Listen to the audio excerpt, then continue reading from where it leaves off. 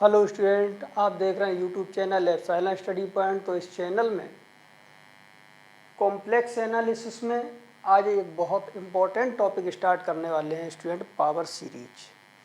Power series क्या होती है, ये किस तरीके से यहाँ पर इसको सॉल्व करते हैं, तो इसकी जानकारी देंगे। लेकिन सबसे पहले इसके बेसिक कॉन्सेप्ट पे आते हैं कि पावर सीरीज, पहले देखते हैं सीरीज क्या है और ये किस तरीके से आई है। लेकिन कॉम्प्लेक्स एनालिसिस में हमें सीरीज पढ़नी है तो सबसे पहले हम इसकी स्टार्टिंग देखते हैं, जो छोटे क्लासों में पढ़ चुके हैं कि जो भी हमने सीरीज पढ़ी है वो रियल की पढ़ी है, रियल एनालिसिस की, यानी जो भी उसमें नंबर यूज हुए हैं, जो भी टर्म्स यूज हुए हैं स्टूडेंट, वो सब रियल नंबर यूज हुए हैं।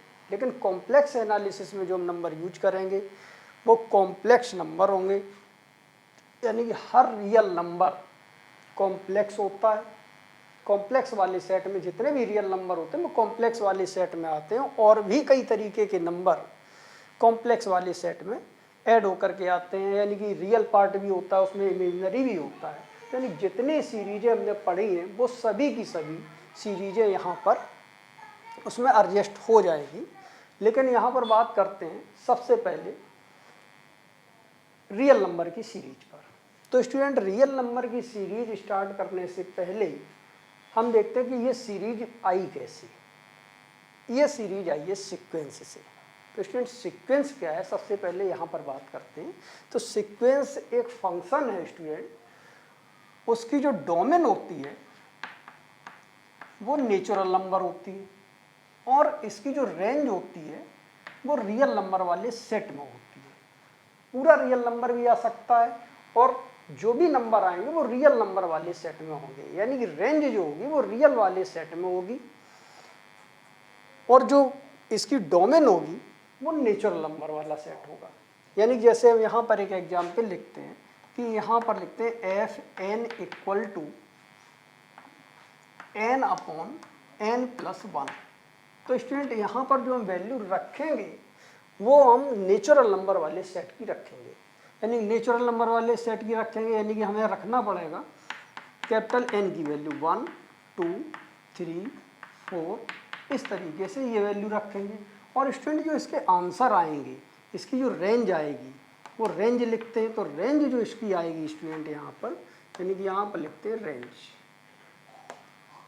जब यहाँ पर 1 रखते हैं तो आंसर आ जाएगा 1/2। फिर यहाँ पर हम 2 रखते हैं तो आंसर आ जाएगा 2/3। 3 रखते हैं तो आंसर आ जाएगा 3/4, और इस तरीके से डॉट डॉट डॉट। अब स्टूडेंट, अगर इसको सॉल्व करेंगे तो जो भी इसके आंसर आएंगे, यानी पूरा का पूरा जो सेट आएगा, ये रेंज का जो सेट आएगा, ये रियल नंबर वाले सेट का सबसेट है।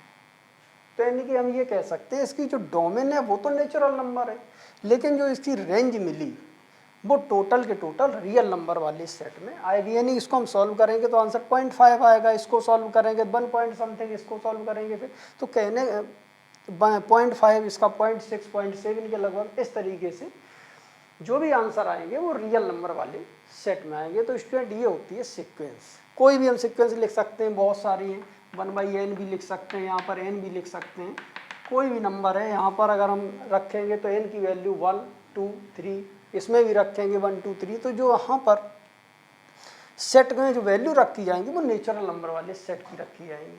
तो जैसे हम इसमें रखते हैं तो इसकी जो रेंज आएगी स्टूडेंट यहाँ से आ जाएगी 1/1, फिर यहाँ लिखेंगे 1/2 1/3 एंड सो। अगर इस वाले सेट में यहाँ पर अगर हम लेते हैं, इस सीक्वेंस को लेते हैं, तो इसमें जो आंसर आता है रेंज का तो 1 2 3 एंड डॉट डॉट डॉट। तो इस तरीके से स्टूडेंट जो यहाँ पर वैल्यू मिलती हैं उनको हम यहाँ पर ये कहते हैं कि ये फंक्शन जो है जिसकी डोमेन नेचुरल नंबर हो और इसकी रेंज जो हो वो रियल नंबर वाले सेट में हो, तो इसको हम सीक्वेंस कहते हैं स्टूडेंट। लेकिन इस सीक्वेंस के जो भी टर्म हैं, इन टर्मों के बीच में अगर हम प्लस या माइनस या कंटिन्यू प्लस लगा दें या कंटिन्यू माइनस लगा दें, तो जो कुछ बन के आएगा उसको हम सीरीज कहते हैं स्टूडेंट। जैसे यहाँ पर ही हमारे जो टर्म्स आई हैं, इन टर्म्सों को अगर हम यहाँ पर लिख दें 1/2 प्लस लगा दें, यहाँ पर लिख दें 2/3, प्लस यहाँ पर 3/4 प्लस डॉट डॉट डॉट। तो स्टूडेंट ये जो बन के तैयार हुई इसको हम सीरीज कहेंगे। यहाँ पर ये जैसे टर्म बने हुए हैं इसको हम लिख सकते हैं 1 प्लस 1/2 प्लस यहाँ पर लिखा 1/3 प्लस डॉट डॉट डॉट। इस तरीके से स्टूडेंट ये भी एक सीरीज बनी। लेकिन जो रियल एनालिसिस की सीरीज है इनको सॉल्व कैसे करें? तो स्टूडेंट सॉल्व करने का मेथड है कि जैसे हमारी ये सीरीज बन रही है 1 plus 2 plus 3 plus 4 plus dot dot dot. तो स्टूडेंट हमें मालूम है ये एपी सीरीज है, समांतर श्रेणी है। और अगर यहाँ पर ये सीरीज चल रही है मान लिया 2 प्लस यहाँ पर लिखा 2 का स्क्वायर प्लस 2 का क्यूब प्लस 2 का power 4 plus dot dot dot. तो स्टूडेंट ये जीपी सीरीज है। तो इन सीरीजों को सॉल्व करना बहुत आसान है। एपी वाले फार्मूले से सॉल्व कर सकते हैं इसके एन टर्मों का सम, जीपी वाले फार्मूले से सॉल्व कर सकते हैं इसके एन टर्मों का सम। लेकिन कुछ सीरीजें स्टूडेंट ऐसी होती हैं जिनका आंसर निकालने से पहले हमारे पास कोई फार्मूला नहीं है। जैसे यहाँ पर एक कोई सीरीज लिख रहे हैं, यहाँ पर यही सीरीज मान लें कि लिखी हुई है यहाँ पर 1/2 plus 2/3 plus 3/4 plus dot dot dot. इस तरीके से स्टूडेंट अब हम इसको अगर ऐड करेंगे तो थोड़ा टफ लगेगा। तो बात आती है अब यहाँ पर इनको सॉल्व कैसे करें। तो कुछ सीरीजें ऐसी होंगी जिनके फार्मूले हमारे पास हैं, उन फार्मूलों से हम इनको सॉल्व कर सकते हैं। लेकिन कुछ सीरीज स्टूडेंट ऐसी हैं, बहुत सारी सीरीज ऐसी होती हैं कि इनको हम सॉल्व नहीं कर सकते हैं। तो उसको हम चेक कर सकते हैं कि ये सीरीज का आंसर कैसा आएगा। तो अब बात करते हैं कन्वर्जेंट की और डाइवर्जेंट सीरीज की। स्टूडेंट जिस सीरीज के इनफाइनाइट टर्मों का आंसर, जिस सीरीज के इनफाइनाइट टर्मों का सम अगर एक फिक्स नंबर आता है तो उस सीरीज को हम कन्वर्जेंट कहते हैं। और जिस सीरीज के इनफाइनाइट टर्मों का सम इनफाइनाइट आ जाए या माइनस इनफाइनाइट आ जाए तो हम उसको डाइवर्जेंट सीरीज कहते हैं स्टूडेंट। लेकिन जिस सीरीज का सम कभी फिक्स नंबर आए और कभी बदल के दूसरा फिक्स नंबर आए तो ऐसी सीरीज को हम ऑसिलेटरी सीरीज कहते हैं। लेकिन यहाँ पर पावर सीरीज जो चल रही है, पावर सीरीज में ज़्यादा से ज़्यादा क्वेश्चन जो हमारे होंगे वो कन्वर्जेंट और डाइवर्जेंट के होंगे। लेकिन अभी हम यहाँ पर रियल नंबर की बात कर रहे थे। तो स्टूडेंट अब यहाँ पर जो भी नंबर यूज किए गए हैं अभी वो सब रियल नंबर हैं, ये सभी रियल नंबर हैं। लेकिन अब हम बात करते हैं कॉम्प्लेक्स नंबर वाली सीरीज पर। तो कॉम्प्लेक्स नंबर वाली सीरीज में स्टूडेंट जो टर्म्स होंगे वो कॉम्प्लेक्स नंबर होंगे। और बात करते हैं पावर सीरीज पर। पावर सीरीज का मतलब क्या है इसको देखते हैं आगे और बताते हैं।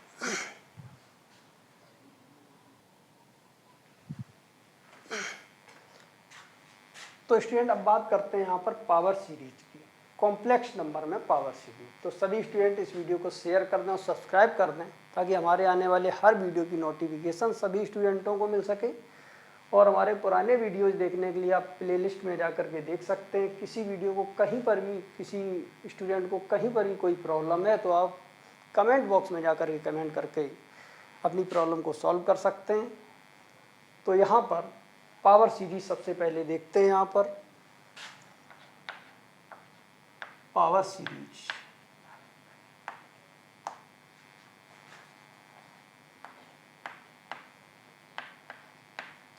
तो स्टूडेंट जो यहाँ पर पावर सीरीज है उसका जो फॉर्म होता है तो यहाँ पर लिखते हैं द सीरीज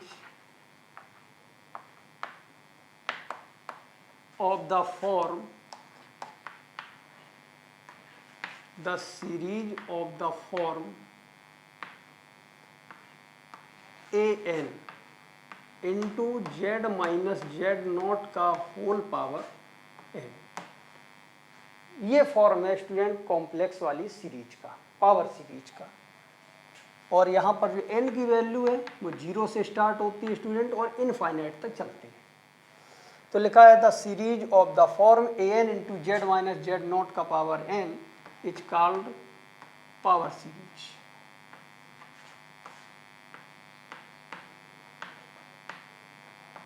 स्टूडेंट इसको हम कहते हैं पावर सीरीज। और इसमें जो यहाँ पर वैल्यूज यूज हुई है ए नॉट, यानी कि इसका हम टोटल मतलब लिख सकते हैं, यहाँ पर लिखा हुआ है A N into Z minus Z not का होल पावर एन। यहाँ पर n की वैल्यू है 0 से इनफाइनाइट। तो स्टूडेंट इसका जो मतलब हुआ, अगर हम n की जगह पर 0 यूज करेंगे तो यहाँ पर a नॉट आएगा पहला टर्म।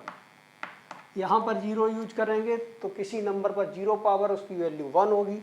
तो यहाँ पर अगला जो टर्म होगा a1 Z minus Z not का पावर 1 प्लस फिर अगला टर्म होगा यहाँ पर student a2 Z minus Z not का होल पावर 2 प्लस अगला जो टर्म होगा वो a3 Z minus Z not का होल पावर 3 और plus dot dot dot.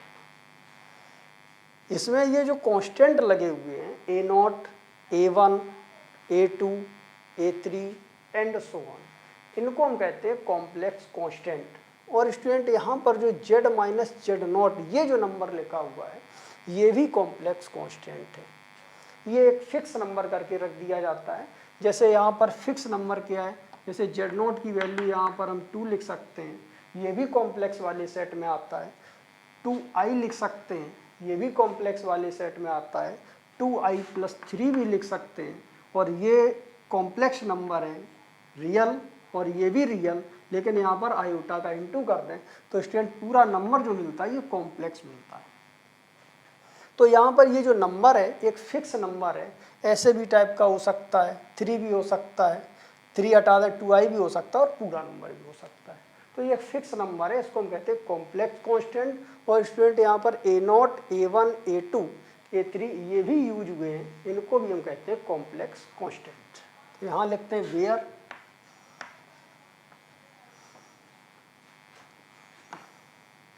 an यानी कि a0 a1 a2 and dot dot dot and z0 are complex constants.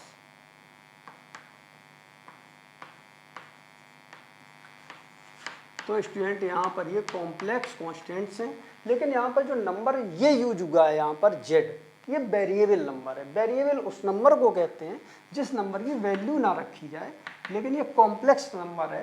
ये जनरल नंबर लिखते हैं, जनरल नंबर को हम x + iy, ये कॉम्प्लेक्स नंबर है। जहाँ कहीं भी z लिखा होगा उसका मतलब x + iy होगा। ये वेरिएबल होता है, ये वैल्यू वेरी करती रहती है, बदल बदल के लिख सकते हैं, तो इसलिए इसको हम कॉम्प्लेक्स वेरिएबल कहते हैं। और यहाँ पर लिखते हैं and z is called complex variable. तो स्टूडेंट यहाँ पर ये कॉम्प्लेक्स वेरिएबल है।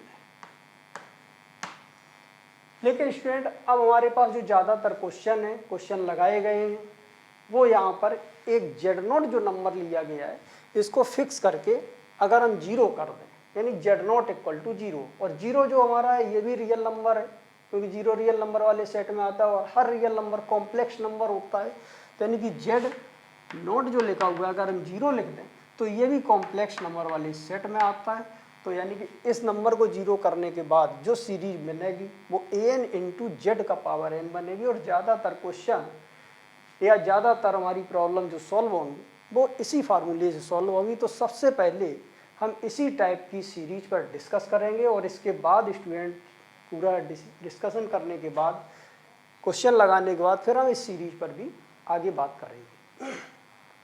तो पर्टिकुलर केस लेते हैं, यहाँ पर चलते हैं if z0 = 0, then power series जो हमारी बनेगी, पावर सीरीज इज, तो जो हमारी पावर सीरीज होगी इज ऑफ द फॉर्म। तो स्टूडेंट जो पावर सीरीज का फॉर्म होगा वो इस तरीके से यहाँ पर लिखते हैं, यानी कि यहाँ से आ जाएगा सिग्मा n = 0 to ∞, और यहाँ पर लिखेंगे an × z⁻n। तो सबसे पहले स्टूडेंट हम इस तरीके की सीरीज पर, इस टाइप की सीरीज पर डिस्कस करते हैं। अब बात आती है एब्सोल्युटली कन्वर्जेंट की। तो स्टूडेंट एब्सोल्युटली कन्वर्जेंट क्या होता है? कि जो सीरीज गिवन है उसको एब्सोल्युटली सीरीज हमें प्रूव करना है तो उसका मॉड निकालते हैं, मॉड। अगर मॉड वाली जो सीरीज बनती है वो अगर कन्वर्जेंट है तो फिर इस सीरीज को हम एब्सोल्युटली कन्वर्जेंट कहेंगे। तो पहले इस पर बात करते हैं।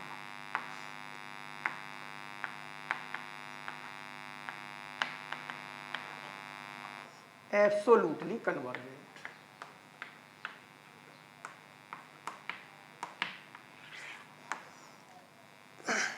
तो यहां पर लिखते हैं student the series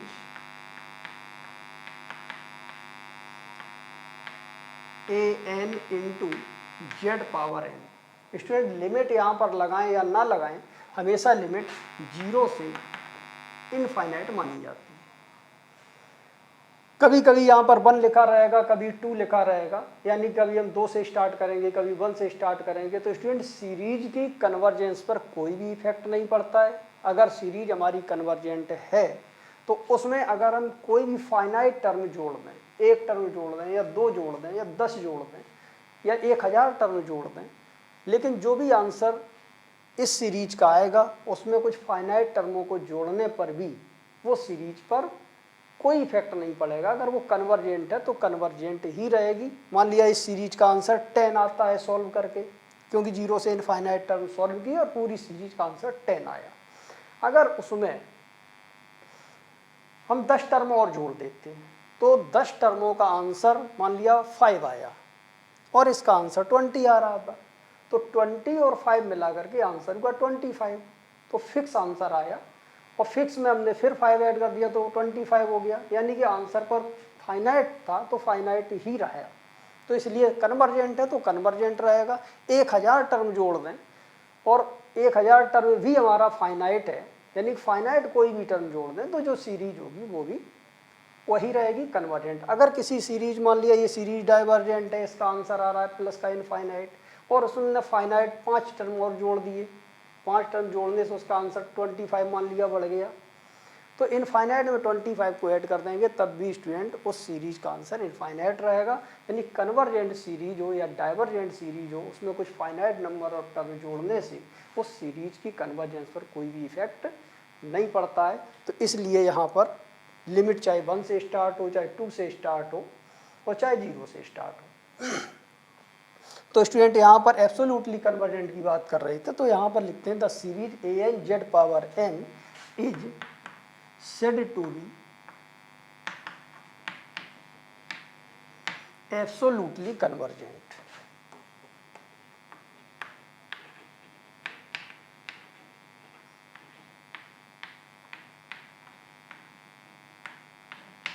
absolutely convergent if sigma n equal to यहाँ पर 0 to इनफाइनाइट मॉड में an इंटू मॉड z का पावर n इज कन्वर्जेंट। तो स्टूडेंट अगर किसी सीरीज को हमें एब्सोल्युटली कन्वर्जेंट प्रूव करना है तो उसके मॉड को चेक करेंगे। अगर मॉड वाली सीरीज का आंसर कन्वर्जेंट आया तो हम इस सीरीज को भी कन्वर्जेंट कहेंगे। अब स्टूडेंट बात करते हैं यहाँ पर मॉड क्यों लगाया गया, क्योंकि जो हमारे कॉम्प्लेक्स नंबर हैं, रियल नंबर वाले जो हमारे सीरीज थी उसमें हम डायरेक्ट क्वेश्चन लगा सकते थे, लेकिन कॉम्प्लेक्स वाले में तो कॉम्प्लेक्स नंबर आएगा। अब इसको सॉल्व कैसे करें, तो ज़्यादातर क्वेश्चन हम मॉड से सॉल्व करेंगे। तो इसलिए यहाँ पर एब्सोल्युटली कन्वर्जेंट सीरीज को हम चेक करेंगे। अगर कोई सीरीज हमारी एब्सोल्युटली कन्वर्जेंट आती है तो हम उसको हम डायरेक्ट कह सकते हैं कि ये कन्वर्जेंट सीरीज होगी। यानी कि इसको याद रखने के लिए एक हम फिगर बनाते हैं, इस फिगर को ध्यान रखना है। यहां पर लिखते हैं एब्सोल्युटली कन्वर्जेंट,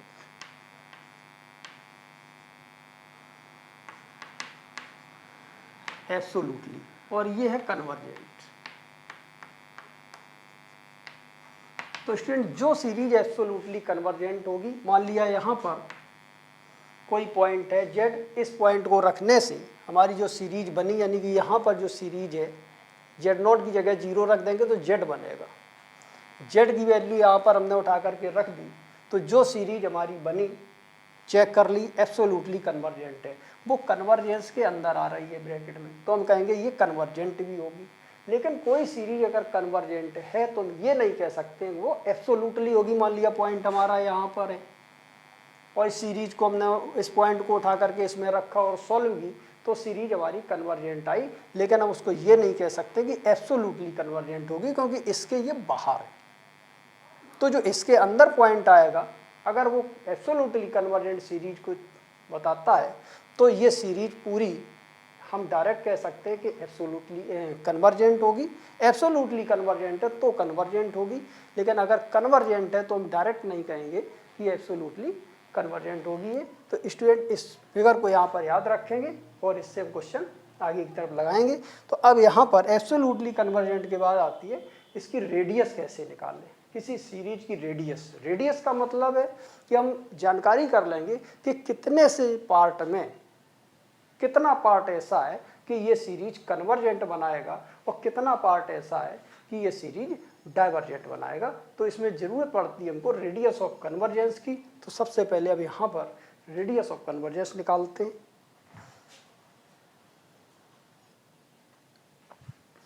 तो स्टूडेंट अब यहाँ पर देखते हैं radius of convergence of a power series. Power series वही लेते हैं, यानी कि यहाँ पर लिखते हैं let sigma an into Z power n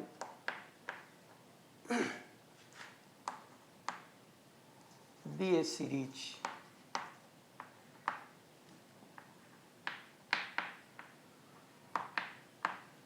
इसको एक सीरीज मान करके चलते हैं। तो स्टूडेंट रियल एनालिसिस में इनफाइनाइट टर्म सीरीज में है और उस सीरीज को सॉल्व करना है। हमारे पास AP से भी नहीं सॉल्व हो रही, GP से भी नहीं, HP से भी नहीं, और जितनी सीरीज थी जो फार्मूले थे उनसे अगर सॉल्व नहीं होता है तो स्टूडेंट फिर इसके लिए टेस्ट बनाए गए थे, जो रियल एनालिसिस में हमने BSc पार्ट 1 में ही पढ़ रखे हैं, पुरानी क्लासों में पढ़ रखे हैं। लेबनिज टेस्ट आता था, वहाँ पर कॉची टेस्ट आता था, कॉची एनथ रूट टेस्ट था, DL-एम्बर्ट रेशियो टेस्ट था, राबीज टेस्ट था, लॉगरिथमिक टेस्ट था, डिवर्गन-वर्टेन टेस्ट था। स्टूडेंट इस तरीके से कई सारे टेस्ट थे, उससे हम चेक कर लेते थे कि सीरीज ये कन्वर्जेंट होगी कि डाइवर्जेंट होगी। लेकिन स्टूडेंट अब यहाँ पर एक मैथमेटिशियन हुए हैं Cauchy.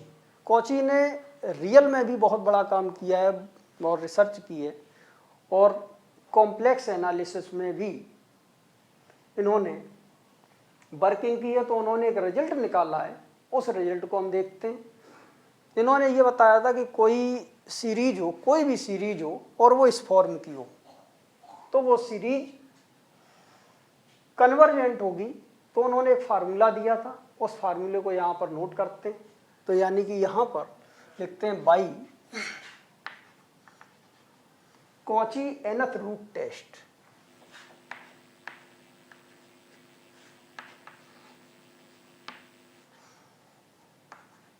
By Cauchy nth root test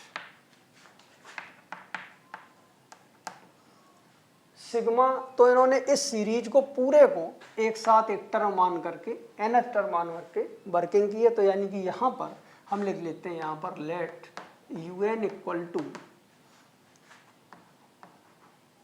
an into z का पावर है।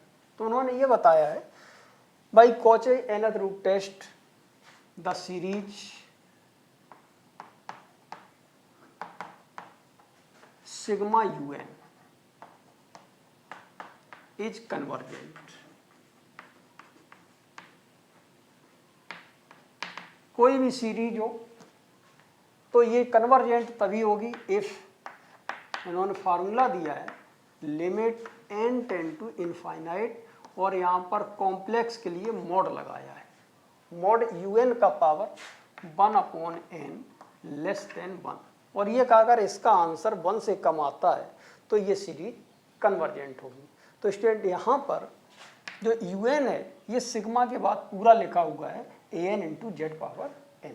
इसको यहाँ पर पुटअप करते हैं, यानी कि यहाँ पर लिखते हैं limit n tend to infinite, और मॉड un की जगह पर यहाँ पर लिखते हैं an इंटू जेड का पावर n और इसका whole power n less than 1। ये कन्वर्जेंट के लिए है। फिर इसको सॉल्व करते हैं, तो यानी कि यहाँ पर लिखते हैं limit n tend to infinite. और स्टूडेंट अगर कोई दो नंबर का मॉड लिखा हुआ है यानी कि x इंटू वाई यानी z1 इंटू z2, तो इसको हम यहाँ पर लिखते हैं mod z1 into mod z2। तो इस तरीके से यहाँ पर आता है an का मॉड और zn का मॉड, यानी z पावर भी n लिख सकते हैं। तो स्टूडेंट यहाँ पर 1/n और लेस देन 1 आएगा।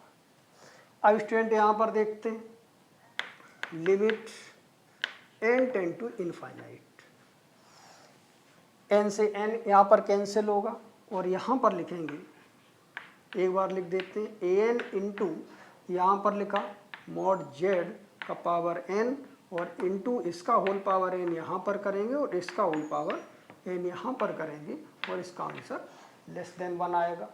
तो इस तरीके स्टूडेंट अब इसको सॉल्व करते हैं। दिस इम्प्लाइज बाई यहाँ पर लिखा limit n tend to infinite, यानी यहाँ पर देखते हैं लिमिट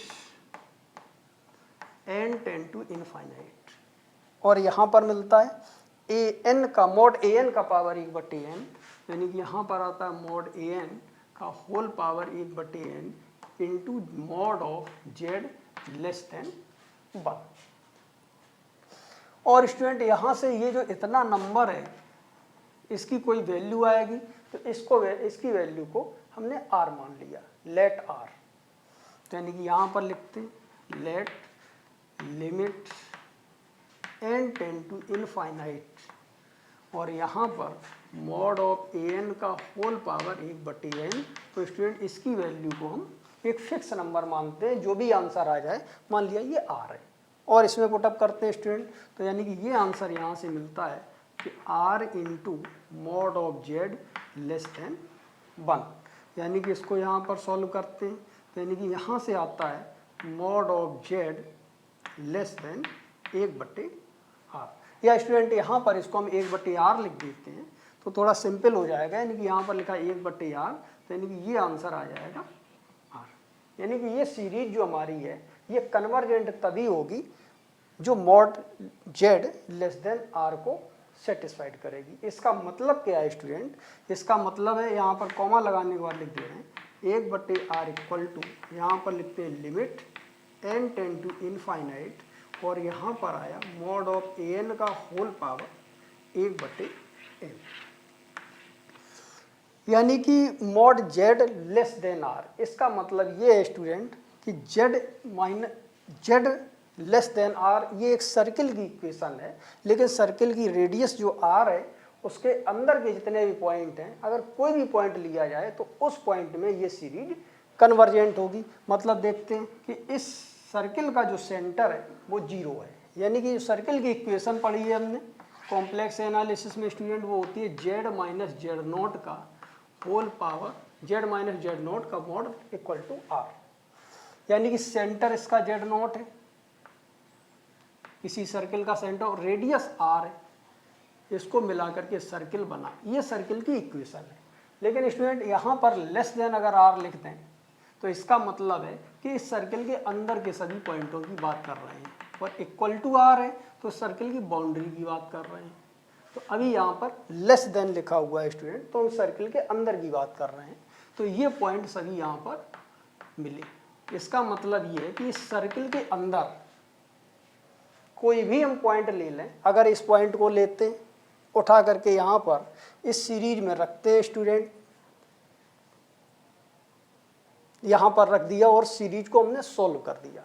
सॉल्व करने से जो भी आंसर आया ये फिक्स आंसर आएगा, एक फाइनाइट आंसर आएगा, तो हम कहेंगे सीरीज ये कन्वर्जेंट है। तो कितने पार्ट में ये कन्वर्जेंट है स्टूडेंट, वो ये पार्ट निकल के आया है कि इस इक्वेशन को सेटिस्फाइड जो करेगा उतने z की सभी वैल्यू जो इस कंडीशन को सेटिस्फाइड करेंगी वो कन्वर्जेंट सीरीज बनाएगी।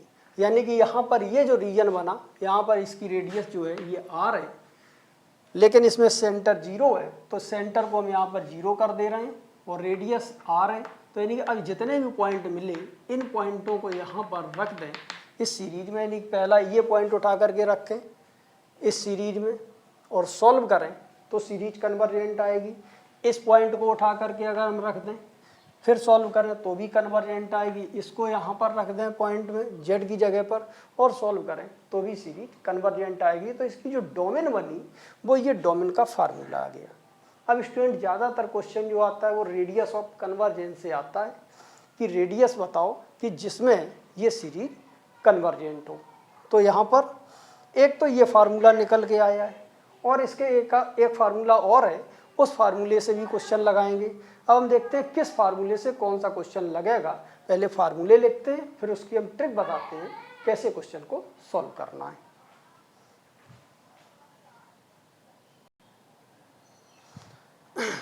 तो स्टूडेंट यहाँ पर ये जो रेडियस ऑफ कन्वर्जेंस का फार्मूला था, इस फार्मूले से कॉची ने दो बातें लिखी और उन्होंने एक नाम दिया कॉची हेडमार्ट। उन्होंने 2 पॉइंट इससे लिखे। पहला पॉइंट क्या लिखा उसको देखते हैं। ये बताया कि जो सीरीज हमने ली थी an into Z power n, ये सीरीज कन्वर्जेंट कितने पार्ट में होगी और डाइवर्जेंट कितने पार्ट में होगी। तो बताया गया है ये इज कन्वर्जेज, ये सीरीज कन्वर्जेज होगी for all z such that mod of z less than are. यानी कि जो रेडियस निकली है उस रेडियस की वैल्यू को यहाँ रख देंगे और मॉड जेड लेस देन वो रेडियस होगी। यानी कि उस सर्किल के अंदर, उस रेडियस के अंदर जितने भी पॉइंट पड़ेंगे उन पॉइंटों पर हमेशा सीरीज ये वाली कन्वर्जेंट होगी। और फिर इन्होंने दूसरी बात ये बताई सेकेंड पॉइंट में sigma A N into Z power N is diverges. ये डाइवर्जेंट सीरीज बताई for every value of Z such that mod of Z greater than are. यानी कि इस रेडियस से यहाँ पर रेडियस रख देंगे और इस सर्किल के बाहर के जो भी पॉइंट होंगे उन पॉइंटों पर सीरीज हमेशा डाइवर्जेंट होगी। यानी कि जैसे हमने यहाँ पर निकाला और इन्होंने ये बताया कि रेडियस जो आर निकलती है वो वैल्यू 0 भी निकल सकती है और 0 से बड़ी भी निकल सकती है। आर का आंसर इनफाइनाइट भी निकल सकता है और इनफाइनाइट से छोटा भी निकल सकता है। ये कॉची हेडमार्ट ने ये बात बताई थी। तो अब बात करते हैं यहाँ पर अगर आर की वैल्यू मान लिया 4 आती है, यहाँ पर लिखते हैं मान लिया आर की वैल्यू यहाँ पर सॉल्व करके 4 आई, तो यहाँ पर इस सीरीज के लिए कन्वर्जेंट का जो रीजन मिला, कन्वर्जेंट की जो डोमेन मिली, इसको हम कहेंगे मॉड जेड लेस देन 4। यानी कि यहाँ पर इसका सेंटर तो 0 है और रेडियस इसकी 4 है। तो इसका मतलब इस 4 रेडियस के अंदर के जितने भी पॉइंट इस सर्किल के अंदर पड़ रहे हैं इसका कोई भी पॉइंट लिखें। यानी कि इस पॉइंट को अगर हम लिखते हैं, मान लिया ये पॉइंट है, ये पॉइंट उठा करके हम सीरीज में जेड की जगह रखें और पूरी सीरीज में जेड की वैल्यू यानी एन की वैल्यू यहाँ पर 0 से इनफाइनाइट तक लगा करके पूरी सीरीज को सॉल्व करें तो सीरीज हमेशा कन्वर्जेंट आएगी। और अगर हम इस पॉइंट को रखें तब भी कन्वर्जेंट आएगी। यहाँ पर कोई भी पॉइंट इस सर्किल के अंदर का लेके चेक करेंगे तो सीरीज हमेशा ये कन्वर्जेंट आएगी।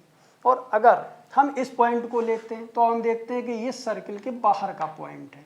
तो जब बाहर का पॉइंट है और इसी सीरीज में रख करके हम सॉल्व करेंगे तो सीरीज का आंसर इनफाइनाइट आएगा। तो हम ये कहेंगे कि सीरीज डाइवर्जेंट होगी।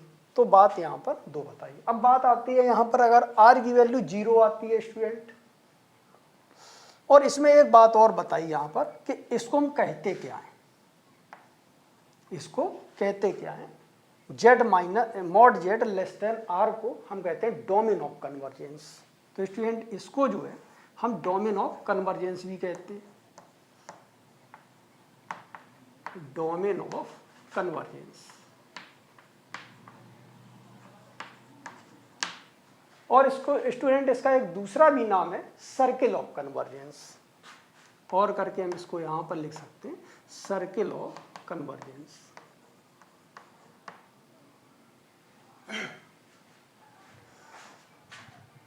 और इसको हम सर्किल ऑफ कन्वर्जेंस भी कहते हैं, circle of convergence. Domain of convergence का है या सर्किल ऑफ कन्वर्जेंस का है।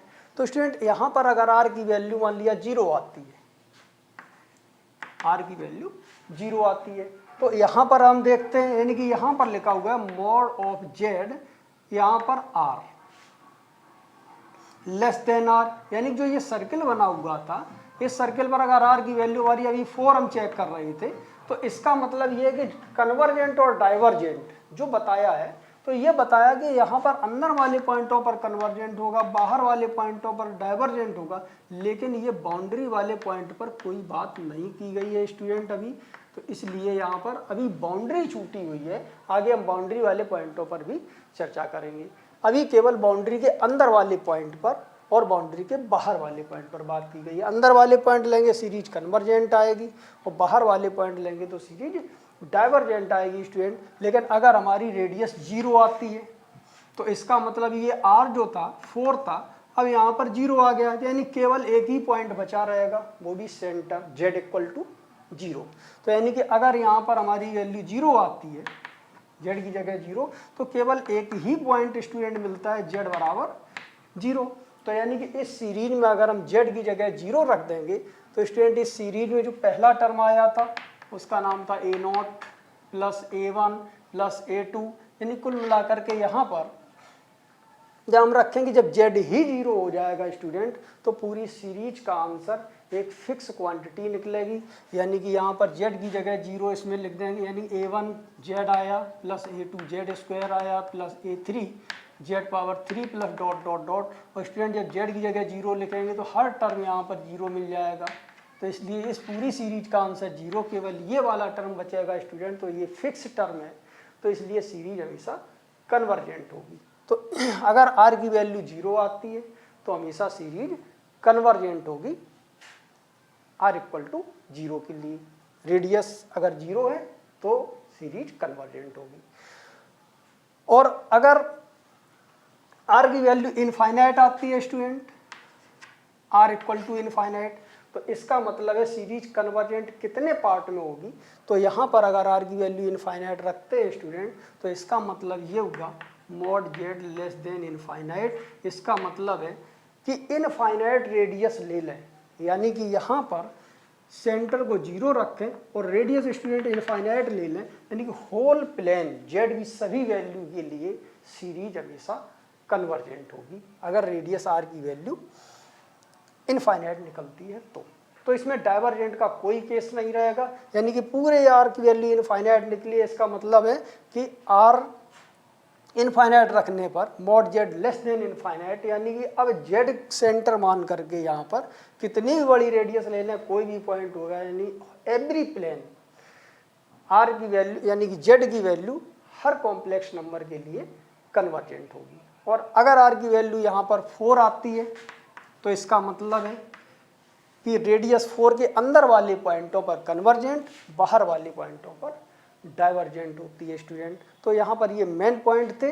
अब यहाँ पर इसका फार्मूला एक ये लिखा हुआ है फार्मूला, इस फार्मूले को लगा करके हम कैपिटल आर यानी रेडियस ऑफ कन्वर्जेंस निकाल सकते हैं। और एक इसका एक दूसरा भी फार्मूला है वो डी एलेम्बर्ट ने दिया है, डी एलेम्बर्ट रेशियो टेस्ट। तो यहाँ पर दोनों फार्मूले को यहाँ पर लिखते हैं।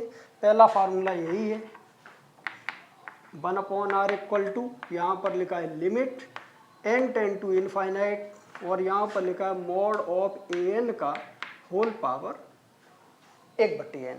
और दूसरा फार्मूला यहाँ पर बताया गया है 1/r equal to limit n tend to infinite, और यहाँ पर मॉड an+1 डिवाइडेड बाई यहाँ पर an। ये दो फार्मूले स्टूडेंट बताए गए हैं।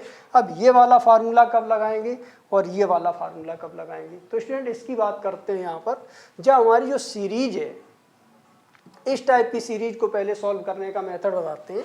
अगर an जो तुम्हारा निकला हुआ है, an वाला पार्ट अगर यहाँ पर आया, an इक्वल टू मान लिया पूरे जो नंबर लिखे हुए हैं, पूरे नंबर पर होल पावर अगर चल रही है n, या यहाँ पर n स्क्वायर चल रहा है, तो स्टूडेंट हम इस वाले फार्मूले से क्वेश्चन को आसानी से लगा सकते हैं, क्योंकि इसका पावर जब हम 1/n करेंगे तो यहाँ से स्क्वायर हट जाएगा, तो कोई ना कोई यहाँ पर फार्मूला बनेगा। अगर केवल n था तो 1/n करेंगे स्टूडेंट तो यहाँ से हट जाएगा और डायरेक्ट इसका आंसर मिल जाएगा। तो ऐसे क्वेश्चन इस वाले फार्मूले से लगाएंगे।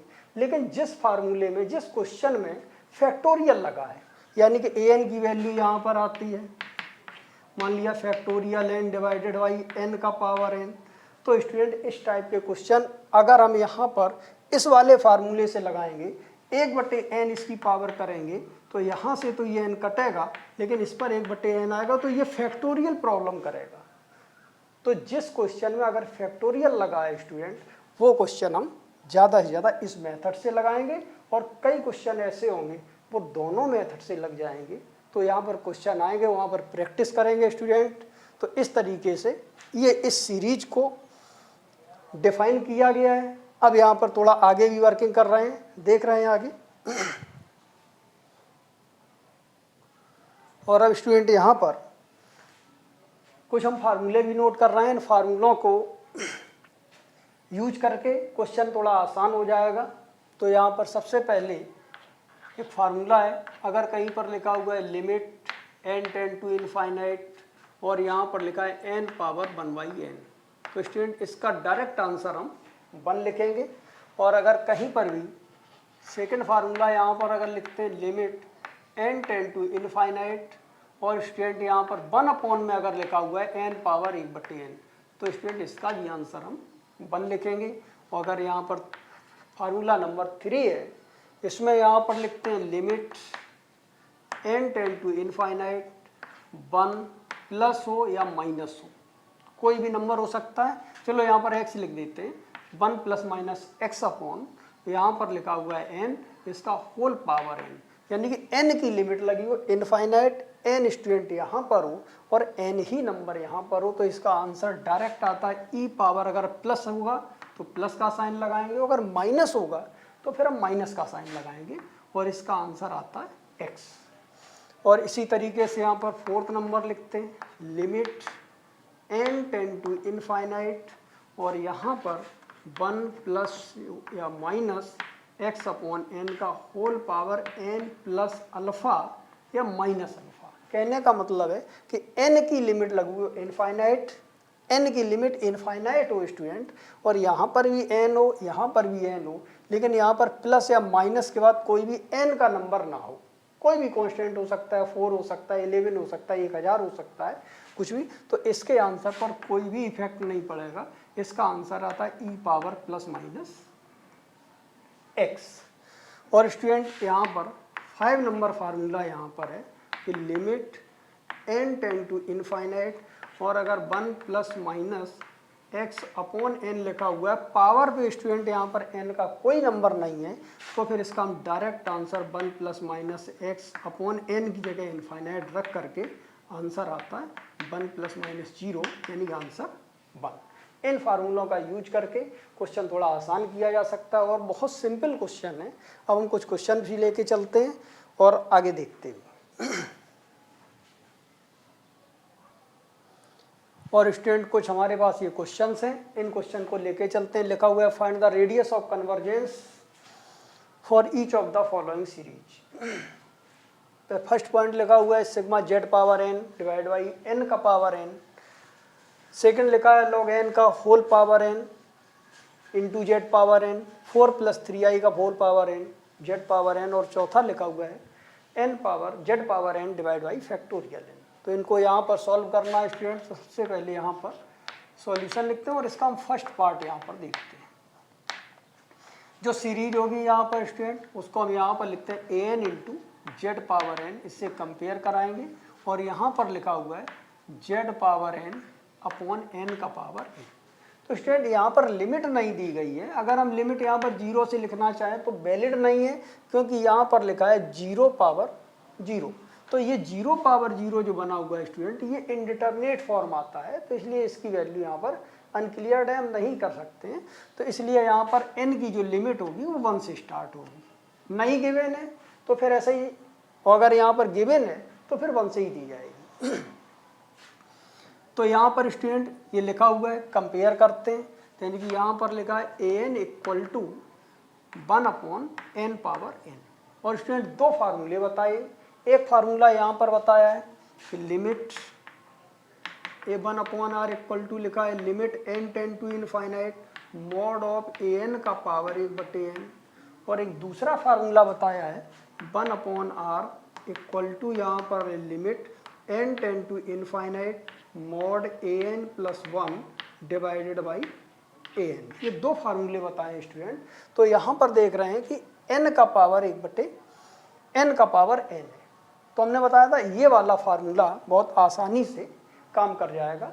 तो यानी कि यहाँ पर लिखते हैं 1/r इक्वल टू लगाया, इसमें लिखते हैं limit n tend to infinite mod a n का पावर 1/n।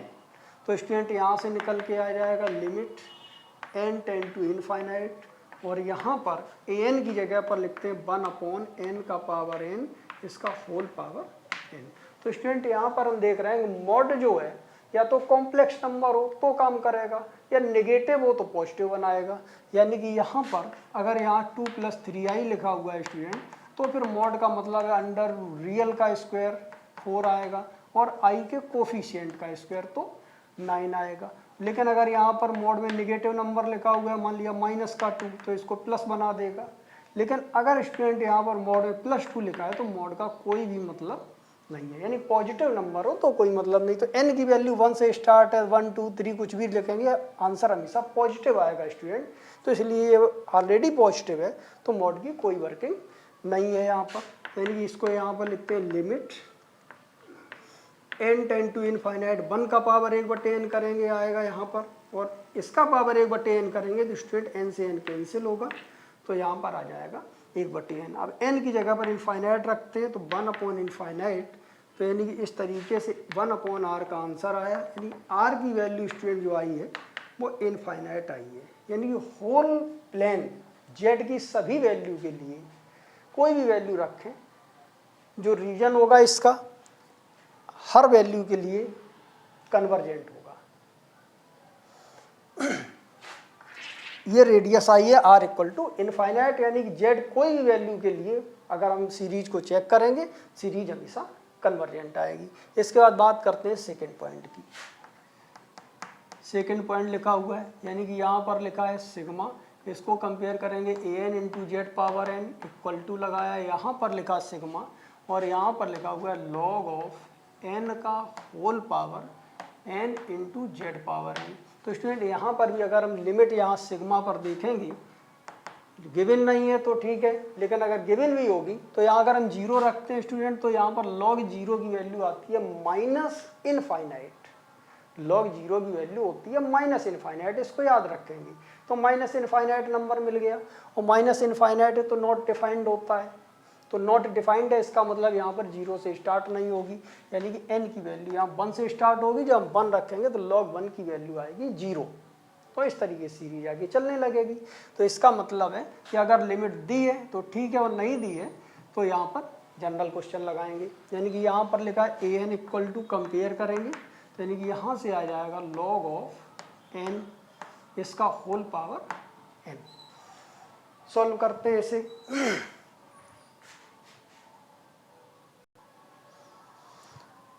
तो स्टूडेंट यहाँ पर an equal to log n का पावर n आया।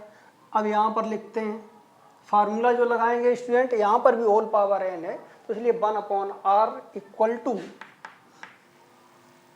लिमिट, यहाँ पर लिखते हैं n टेंड टू इनफाइनाइट और मॉड ऑफ an का होल पावर 1/n।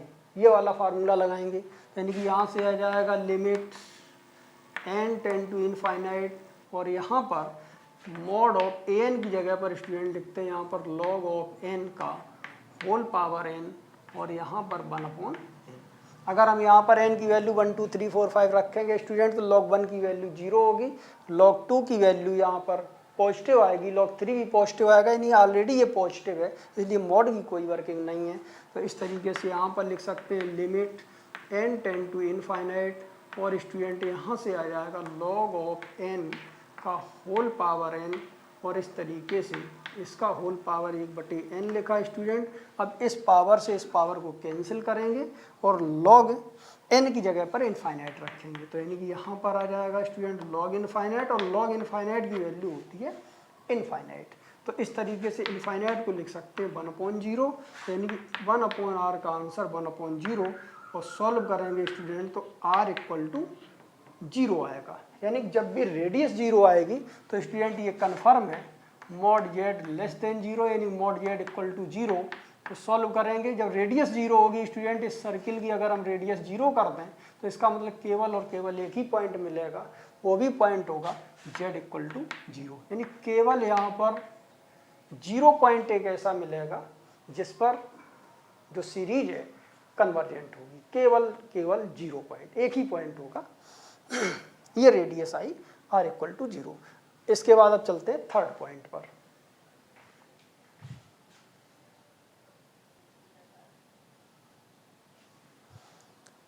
तो स्टूडेंट अब चलते हैं थर्ड पॉइंट पर। थर्ड पॉइंट जो है 4 + 3i का whole power n into Z power n, यानी कि इसको यहाँ पर फिर कंपेयर करते हैं, यानी कि यहाँ लिखते हैं an into Z power n equal to लगाएंगे, सिग्मा यहाँ पर लगाया, और इसको यहाँ पर लिखते हैं 4 + 3i का whole power n into Z power n। इस पर भी लिमिट स्टूडेंट नहीं दी है, तो इस पर हम 0 से लिमिट लगा सकते हैं, कोई भी प्रॉब्लम नहीं है। n बराबर 0 से इनफाइनाइट लिख सकते हैं। 0 लिखेंगे तो यहाँ पर 1 आ जाएगा, 1 लिखेंगे तो 4 + 3i आएगा, तो इसमें 0 से वैलिड होगा। कंपेयर करेंगे तो यानी कि यहाँ से आ जाएगा an इक्वल टू, इसको लिखते हैं 4 + 3i का होल पावर n। और अब स्टूडेंट यहाँ पर फिर 1/n वाला अगर फार्मूला हम लगाएंगे 1/r equal to limit n tend to infinite mod an का पावर 1/n, तब भी ये कैंसिल हो जाएगा। तो इस फार्मूले से आसानी से क्वेश्चन लग जाएगा। तो यानी कि यहाँ पर लिखते हैं 1/r इक्वल टू, यहाँ पर लगाया लिमिट, इसको लिखते हैं n tend to infinite mod of, इसको लिखते हैं an का पावर 1/n इक्वल टू लगाएंगे। तो यानी कि यहाँ पर आ जाएगा student limit n tend to infinite mod of एक ही है, यहाँ पर लिखेंगे 4 + 3i का होल पावर n, और इसका होल पावर 1/n, ये आ जाएगा स्टूडेंट। और इसको सॉल्व करते हैं तो यानी कि यहाँ से आ जाएगा 1/n equal to limit n tend to infinite, और स्टूडेंट यहाँ पर 4 + 3i, यानी कि इसको यहाँ पर लिखते हैं 4 + 3i के मॉड का होल पावर n, और इस तरीके से यहाँ पर इंटू आता है 1/n, यानी कि यहाँ पर लिखते हैं मॉड ऑफ z का power n equal to mod z का होल पावर n। ये फार्मूला लगाएंगे स्टूडेंट, तो यहाँ पर इससे ही कैंसिल होगा। अब स्टूडेंट यहाँ पर देख रहे हैं मॉड के अंदर कॉम्प्लेक्स नंबर है, तो इसलिए यहाँ पर मॉड नहीं हटेगा, यानी मॉड की वर्किंग होगी। तो यहाँ पर लिखते हैं equal to limit n tend to infinite, और यहाँ से आ जाएगा अंडर रूट रियल के स्क्वायर, तो यहाँ पर 16, और आयोटा i का कोफिशिएंट जो है 3 है, तो 3 का स्क्वायर 9। तो इस तरीके स्टूडेंट, अब इसमें n का कोई भी नंबर नहीं है, तो इसलिए लिमिट कोई भी नहीं रखेंगे, और आंसर आ जाएगा अंडर रूट में 25, और सॉल्व करेंगे तो स्टूडेंट इसका आंसर 5 मिलेगा। यानी कि इसकी जो रेडियस आएगी r इक्वल टू 1/5 आ जाएगी, r इक्वल टू 1/5। अब अगला पॉइंट लेकर के चलते हैं स्टूडेंट, लिखा हुआ है यहाँ पर फोर्थ पॉइंट। इसमें यहाँ पर लिखते हैं an इंटू जेड का पावर n इक्वल टू, यहाँ पर आया Z power n upon factorial n। तो स्टूडेंट यहाँ पर कंपेयर करेंगे, तो स्टूडेंट यहाँ पर आ जाएगा an equal to 1 upon factorial n।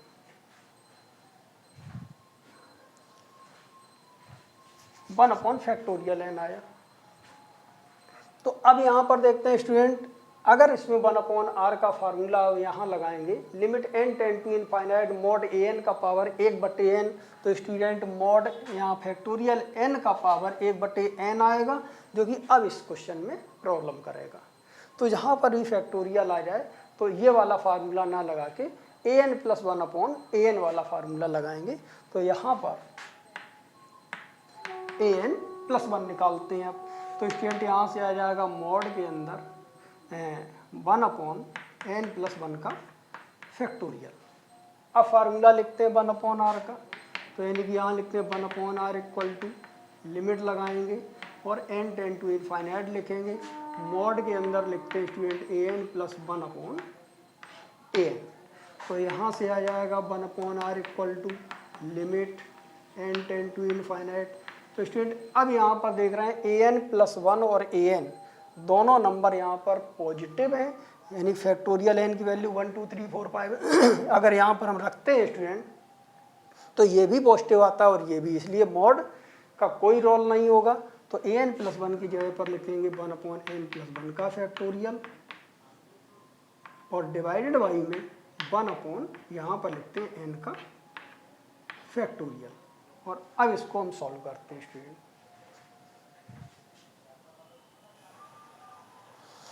तो स्टूडेंट यहाँ पर जो निकलेगा 1/r इक्वल टू, यानी कि ये वैल्यू यहाँ से आ जाएगी 1/r इक्वल टू, यहाँ पर लगाया लिमिट, इसको यहाँ पर लिखते हैं n tend to infinite factorial n divided by n+1 का फैक्टोरियल। तो यानी कि यहाँ से आ जाएगा factorial n divided by n+1 का फैक्टोरियल स्टूडेंट। और इसको सॉल्व करेंगे तो यानी कि यहाँ से आ जाएगा limit n tend to infinite factorial n, और इसको यहाँ पर सॉल्व कर सकते हैं n+1 इंटू यहाँ पर n का फैक्टोरियल, और फैक्टोरियल n से फैक्टोरियल n कैंसिल होगा। तो इस तरीके से यहाँ से 1/r इक्वल टू ये वैल्यू आ जाएगी limit n tend to infinite और 1/n+1। तो स्टूडेंट यहाँ पर n की जगह इनफाइनाइट रखेंगे तो टोटल इनफाइनाइट +1 यानी इनफाइनाइट यानी 0 आ जाएगा। तो इस तरीके से या यहाँ पर ऐसा ही बना रहे थे। तो यानी कि यहाँ से कंपेयर करेंगे तो स्टूडेंट r की वैल्यू इनफाइनाइट होगी, यानी कि जो इसकी रेडियस होगी वो इनफाइनाइट होगी, यानी कि इनफाइनाइट रेडियस ले लें तो उसमें आप कोई भी पॉइंट लें, हर पॉइंट पर सीरीज ये जो गिवन है ये सीरीज कन्वर्जेंट होगी, यानी for all values of Z की, यानी पूरे कॉम्प्लेक्स प्लेन पर ये सीरीज कन्वर्जेंट होगी। तो स्टूडेंट इसमें हम नोट भी कर सकते हैं कि सीरीज किस रेंज में कन्वर्जेंट होगी। तो स्टूडेंट यहाँ पर लिख सकते हैं